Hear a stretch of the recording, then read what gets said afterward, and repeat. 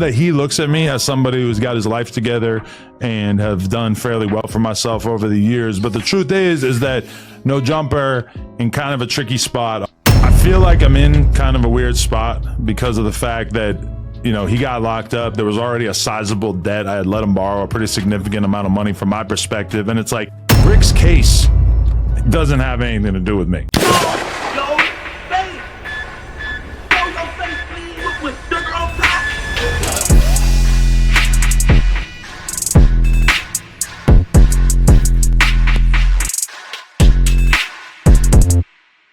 All right, y'all. Now, sometimes it's not what you say, but it's how you say it, right? And sometimes it's not what a person says, it's what they don't say that speaks loud and clear. And also, sometimes you just have to read it between the lines and take it for what it's worth. And basically, what I'm trying to say is Adam22 is saying a lot in this No Jumper clip where he's explaining why he haven't given money to Bricc Baby since he's been arrested, and even after he asked again. He basically stated that Bricc Baby is already in the hole with him, and I think it's about an $8,000 debt, and when the money was loaned, it was never established when he was going to be paid back. Now, I can't lie, on that behalf, I agree with him. I don't care how much money I have. If I ever loaned you money, I need it back. And if you don't give it back, I will never, ever loan you money again, and I'm sure you will need me before I need you. Simple as that. Now, in this case, he loaned him money not once, but he says twice. And unfortunately, Bricc Baby would get locked up right after. And of course, now he's in need of money. We know Bricc Baby has a family. We know Bricc got kids. And in order to fight the case he's currently involved in, it's going to take some money. And if he's borrowing money from Adam, then clearly something is wrong. Now, it's not just the money part, right? But during this whole clip, y'all just watch how it seemed like the energy have changed since Bricc Baby had been incarcerated when everything first happened, opposed to Adam saying, Bricc Baby, my boy, I'm gonna make sure he's straight. Bricc Baby is good. There's nothing in this case involving No Jumper. Until we will find out that basically there is something involving No Jumper, and Adam seemed to be taking a step back from Bricc Baby. Now, we're going to get into the video. He does mention Sharp as well. For y'all that don't know, Sharp was a former co-host at No Jumper who got into it with Adam22, but he seems to still be cool with Bricc Baby and his family, and he has been going on a rant saying that he knows firsthand information that Adam has been doing some shady stuff. Now, here's the thing that I'm kind of puzzled about, because Sharp's main thing was that Adam and others, he never really specified anybody else except for Adam, but Adam and others have stopped picking up the phone for Bricc Baby. It seems like in this clip, although they saying like, oh, you know, Sharp, he's this, he's that, Adam seemed like he knows that he haven't been picking up the phone for Bricc Baby, and that's why he's taking so much into it, because he know what Sharp is saying is actually true. But he's saying, well, if you're over there with Sharp telling him whatever you're telling him, then why do you need me? Or why are we cool? I don't know, y'all. Anyway, we're going to get into it, man. But before we do, make sure you hit that thumbs up so we can get this video into the algorithm. And if you're not subscribed to the platform already, make sure you do so now. Let's get into it. The Bricc Baby situation, there was some stuff that he said on stream, or not on stream, but on a jail call to his girl while I was away. I addressed it in the video, and I guess I'm bringing it to the table right now so we can kind of have a conversation about it. What was you guys' thoughts on this piece that I put out? Well, my first thought was that I understood what you were saying when your confusion was like, damn, when I talk to you on the phone, where's this energy? Right. And then the next day you have to hear about it through third parties and publicly. I can understand your frustration there. And I think Bricc is probably just in a feeling kind of desperate, you know what I mean? Like his back's against the wall. The amount of money it costs to fight cases of this magnitude are fucking crazy. And, you know, he's got, what, 5 kids? Like more? Four kids. Okay. He take care of more than that though. He has like a lot of people he take care of. So, you know, the financial thing is probably really stressful. I feel bad that I can't do more for him. I already have I put about $100 a month to the side for my partners in jail, for Lil C, for Norm, for Ronnie Alma. It's not that much, you feel me? But it's what I can afford. So on my next paycheck, I'm gonna shoot Bricc another note. That's what I can do. I wish I could have more money for him. For sure. And definitely, I think Friday we're going to a music stream / whatever stream, just talking and stuff. And we're going to basically give that money to Bricc. And we're also plotting on some t-shirts, some free Bricc Baby t-shirts, so we can raise some more money for him in that regard. I guess basically, like, I was trying to prompt a conversation with that video about the fact that, you know, I feel like I'm in kind of a weird spot because of the fact that, you know, he got locked up. There was already a sizable debt. I had let him borrow a pretty significant amount of money from my perspective. And it's like, you know, I know that he looks at me as somebody who's got his life together and have done fairly well for myself over the years. But the truth is that No Jumper, in kind of a tricky spot. Obviously, we did the whole going broke narrative, had that whole conversation a couple of weeks ago and everything. But, you know, it's a weird spot to be in because I wish that I could fully support him and that I could kind of make these problems go away. I wish I could just cop the boy a lawyer. That would be amazing. But realistically, there's only so much that I could do. And it's like we went weeks where he didn't ask me for anything. So this is kind of like all just sort of like come about over the course of like the last week. I felt like he wasn't asking me because I had just let him borrow more money like right before he got locked up. So I know he probably like didn't really want to ask me for it, but it's like from my perspective, there's got to be a limit on how much I'm really expected to do for somebody who does podcasts on the channel, in particular because of the fact, I don't think I mentioned this in the video, but it's like Brick's case doesn't have anything to do with me, you know? All right, see, there's a couple of things. See, one thing I always was told, when somebody just keep talking, right? They just trying to get it all out. It's sometimes, I wouldn't say guilt, but it's like they just talking to try to get everything out so they could just, oh, it's this. Slow down, right? Now let's tackle one thing. One thing I don't agree with is telling the world that you gave somebody something. I don't know. Some people, they cool with that. Oh, I did this. Like, I hate a person that gives something to somebody and then bring it up. Right? I was never into that, and I always felt that when you do something like that, it says a lot about your character. But I do get it. I guess he's in a situation where he has to say it because he's trying to defend himself on why he's not giving Bricc Baby any more money. But to be honest with you, social media isn't that serious. Right? They don't have to know that. It's none of their business. And I wouldn't put something like that out there. But to each his own. It's like, it's not, he didn't catch the case because of anything he did on camera.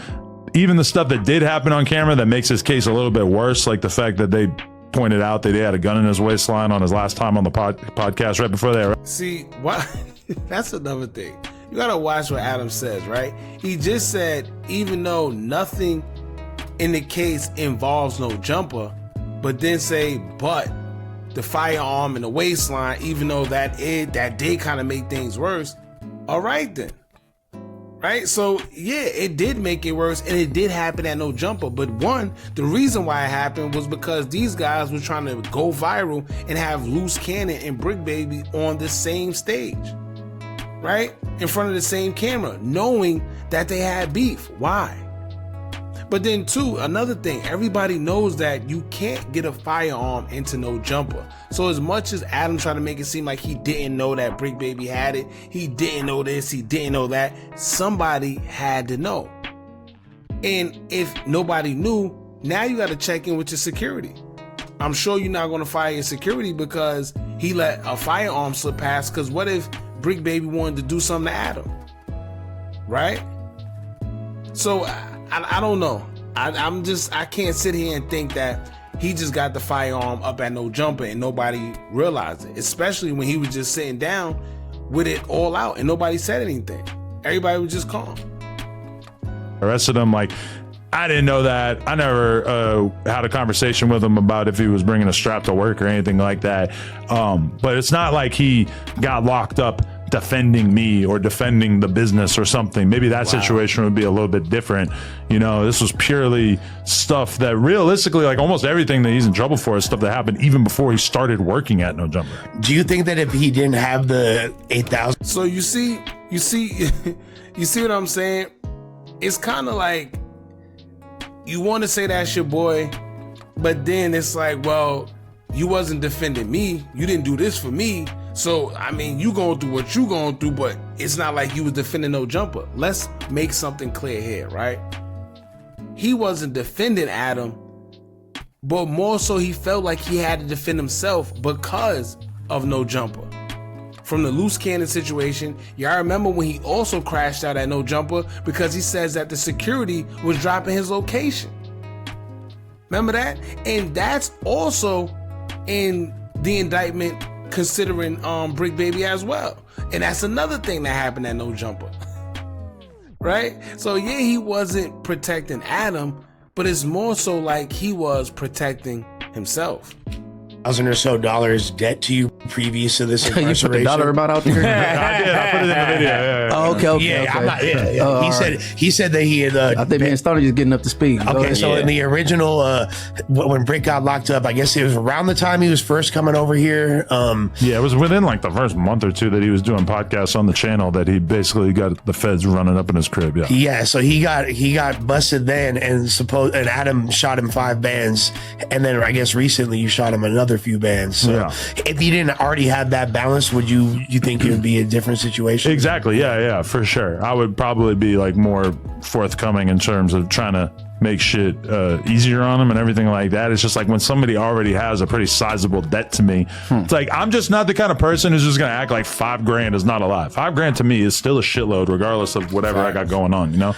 Well, especially it's got to be kind of weird when you have this relationship. Is in order to have chemistry on a podcast, there has to be a level of friendship. You know what I mean? But at the same time, you have this employer-employee relationship.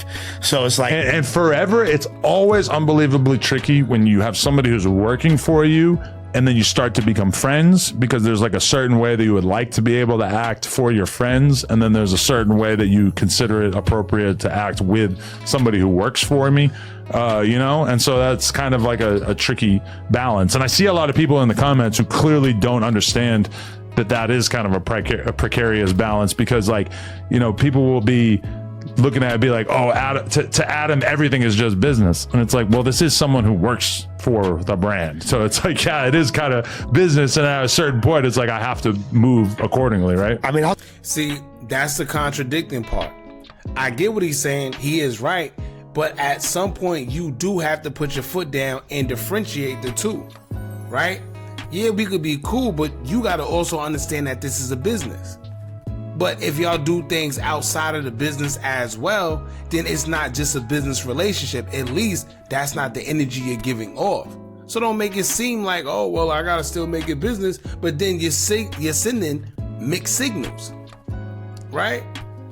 And that's what he was doing at first. At first, oh, Bricc, my boy, Bricc good. Bricc ain't gotta worry. I'm gonna make sure he's good.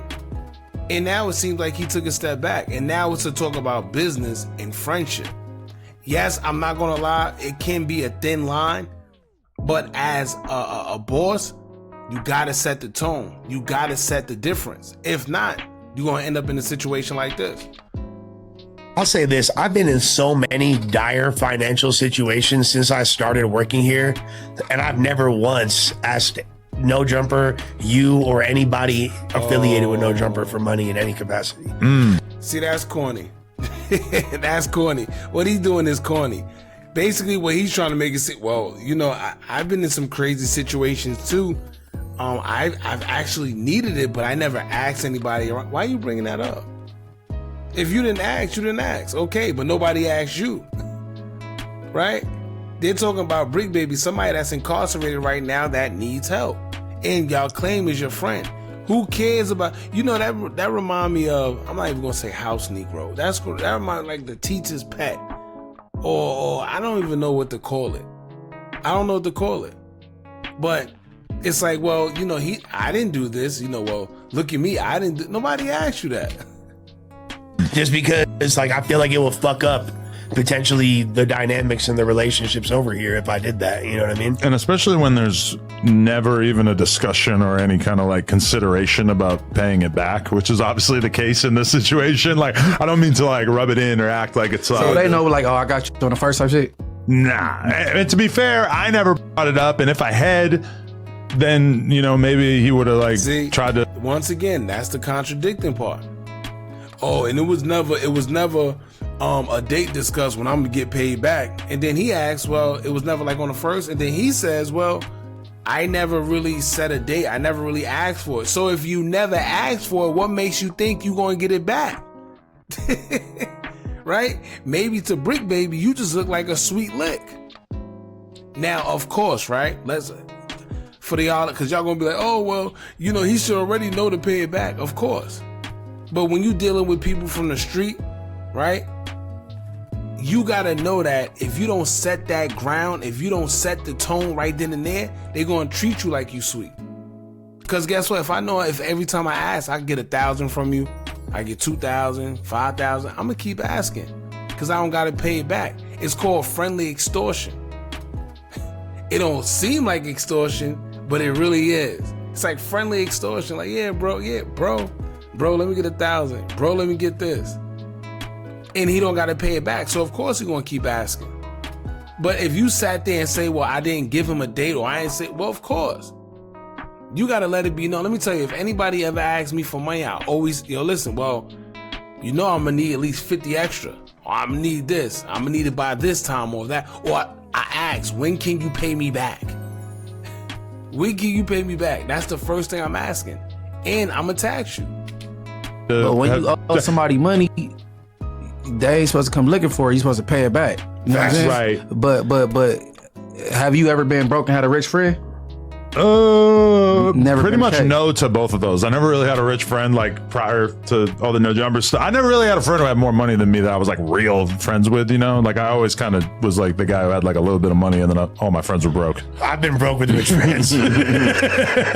Just to be totally real. Like even the BMX days, I kind of always had more money than like pretty much everybody that I was hanging out with, even though at that time, like me having money was like, oh, I had like 10 grand in the bank. You know, it wasn't like I was like killing it or anything. I think Bricc kind of looking like I'm good as long as I got my boy, my friend that's up some M's. I'm gonna be forever straight, and that's probably his mindset. But he shouldn't be thinking like that. And then if you do, you should keep your credit clean. Like, man, pay it back. You know what I'm saying? So then you can always go back and you can always double back because they know you good for it. You know what I'm saying? I mean, but That's the number one rule. Let me tell y'all right now. If you ever ask anybody for money, right? I've had times where I've asked in the past. But everybody knows if I ever asked, I really needed it because it takes a lot out of me to ask for anything in life, especially money. So if I asked, I really needed it. But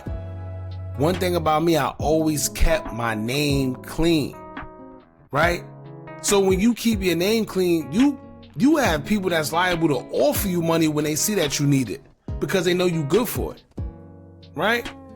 So at the end of the day, like he said, if you do find yourself asking, always pay it back, because at the end of the day, you may not know when you need it.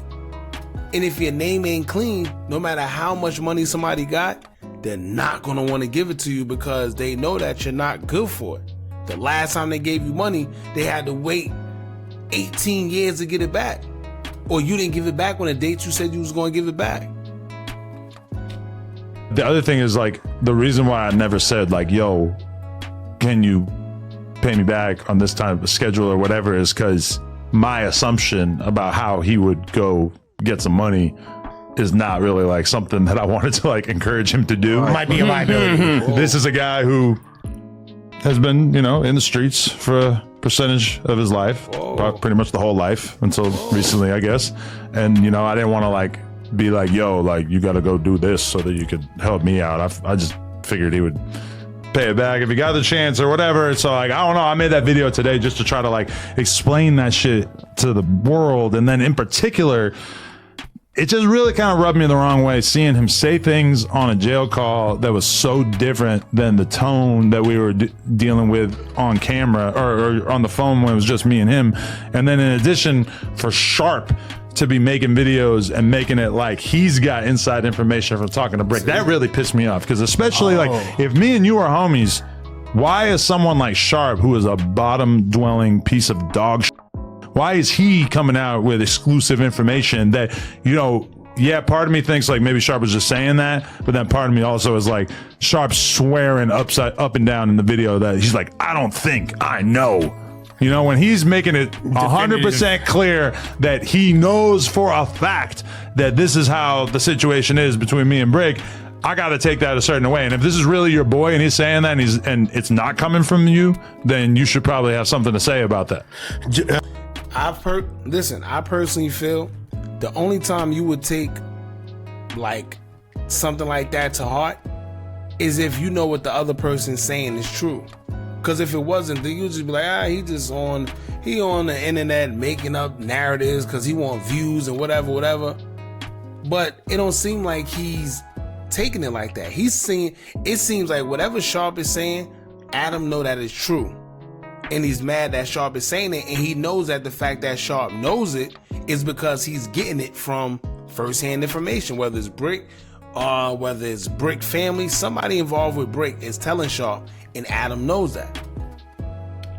I think a lot of people's like rebuttal or question that they would have for you in this moment isn't No Jumper kind of like capitalizing, or people think that No Jumper's making a lot of money off of Bricc still. And like this, so he deserves compensation from his name being just so prominently featured. One thing number one, we're going to talk about what's in the news no matter what. That's just what this business is. So it's like, you know, if Brick's in the news, we're going to talk about Bricc. If it wasn't Bricc, if T-Rail got a fucking murder case tomorrow, then yeah, we're going to make money off talking about T-Rail, you know, but. Or Yuri even for that instance. Or Yuri, yeah. Fingers crossed that somebody wipes him off the face of the earth. But that being said, I actually feel like, you know, probably the Bricc experiment was not really, I feel like we were probably in the red up until this time period. So like, if anything, us having so many conversations about this on camera was probably like the thing that maybe like bumped it over into the black. But then also like understand that there's a lot of stank on the brand right now. And as illogical as it is from my perspective, there's a lot of people that are not really excited to be on the No Jumper platform because they are kind of looking at it like a Fed adjacent podcast at this point. I've heard this from quite a few people that have been trying to like get us interviews and stuff like that. And from my perspective, this really doesn't make any sense at all because nothing that happened on this podcast has anything to do with why these people are locked up. Now, the fact that they didn't get bail definitely is partially related to it, but you know, that's not true. I don't know if maybe he feels the more he says that, the more it'll actually be true, but that's not true. A couple of things in the indictment said that it came from No Jumper. Whether it was the fight that happened, the argument, the this, the that, it was named in there. So I don't know. You know, I mean, to be fair, like it's just, we may have had like a brief bump in view Rico, but I also feel like the amount of interviews that we have not gotten to be able to do as a result of this Rico is also pretty significant, and I'm not holding that against him because that's not really like directly his fault or whatever, but there, you know, anytime something weird happens, like in the No Jumper Brawl, the infamous loose cannon No Jumper Brawl, that definitely is an example as well. Like there was definitely people who did not want to come on the platform as a result of the fact that they saw this vicious beating take place at No Jumper, you know? So, but did we get a temporary burst of views from talking about that fight? Yeah, sure. But it probably wasn't really worth it in the long run. Wow. So basically what he's saying is this, y'all. And you know, sometimes when somebody talk, like, you gotta watch it. That's why I always tell y'all, watch when people talk and say a lot of things at once. Because basically what he's saying is, yeah, we was talking about Bricc baby. Yeah, we may have made money. Yeah, we got a lot of views, quote unquote bumping views because of it. However, it's like compensation because people don't want to come on the platform now because they feel it's like a Fed platform where they may accuse him of being the feds or the feds being associated with No Jumper somehow, some way. So what he's saying is, well, this is like compensation for that, which is crazy. It's crazy. Here's the real question, right?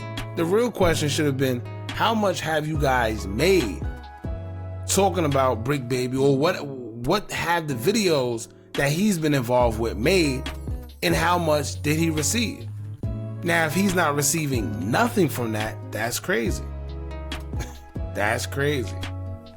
Do you think that in retrospect, it might have been a good idea, like when he initially got bailed or borrowed that money, that you guys made an arrangement at that moment? Like, hey, we're going to take 10% of every paycheck until this is paid back? Or That is a good idea. That's the kind of thing that if I was a little bit more business savvy, maybe I would have done loan that. department. Let me tell you something. I don't understand how he didn't get that. Like, that would have been the most smartest thing to do. And it's crazy because that's the first thing I was thinking about. You control the man paychecks. So it shouldn't matter. You can say, yo, listen, I don't know how much they make, but yo, I'm taking, I wouldn't say half. You take anywhere from 30%. I don't know. Let's say he's getting paid $500. You can say, well, listen, I'll take 200, or I'll take 150. But you keep taking something. You don't just sit there with nothing, and you're the one controlling the checks. Something ain't making sense here. You mean to tell me you just gave this man money, didn't expect it back, and now that he's asking for money, you're saying, well, you didn't pay it back? I don't know. But honestly, that's the only time that somebody was like a host, like AD never tried that with me. House phone.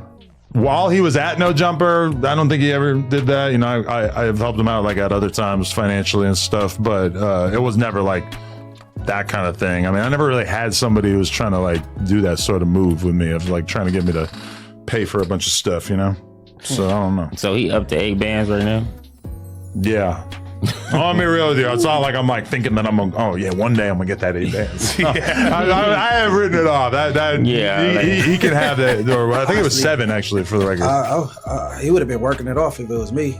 Yeah. You know what I'm saying? Like, I would have said, well, you ain't gonna be getting paid for a minute here. just trying to chase some little 8 bands. You already got paid up front, you know what I'm saying? I mean, yeah, like people will like at least establish something. Right? Even if you don't want the money back collectively, establish something. A payment system, a this, a that. Something. If you just giving this man money and you're not saying when to pay you back or whatever, yeah, he gonna keep coming back because he see that you sweet. Simple. take advantage of you as much as they can up until the point, like if they feel like they're able to, they'll just do it. You know, I've seen that a million times. And so for sure, part of it is me just being kind of lax, you know, which is in general on No Jumper. Like, why have so many people been like, why are people able to, you know, swear and smoke and drink and get into all these crazy stuff? Like at the time, remember when like Bricc and DW had like their own podcast and it was just like a total shit show every night? What made it a shit show? They each have their own. There's two different podcasts. Yeah, and they were getting money off girls to come advertise their wigs at one point. I mean, that is a direct product of the fact that I just gave them way too long of a leash and was just not instituting any degree of control over it. You know, it's like if you make it that easy for somebody to make money off your platform without cutting you in or whatever, then they're just going to do it. You just have to expect that. So I've kind of like learned that in business is it almost doesn't count as somebody scamming you if you make it so easy for them to scam you that they feel like there's no possibility of a repercussion. So that's pretty much it, y'all. When it comes to the money situation, I agree with him. I can't lie.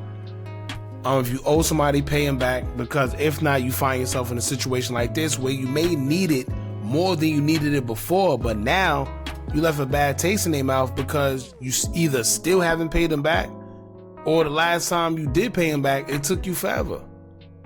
And it seemed like that's where Bricc Baby is with this whole situation now. So, I don't know, man. Y'all let me know what y'all think about this whole thing. How do y'all feel about Bricc Baby and Adam22's relationship since he's been incarcerated?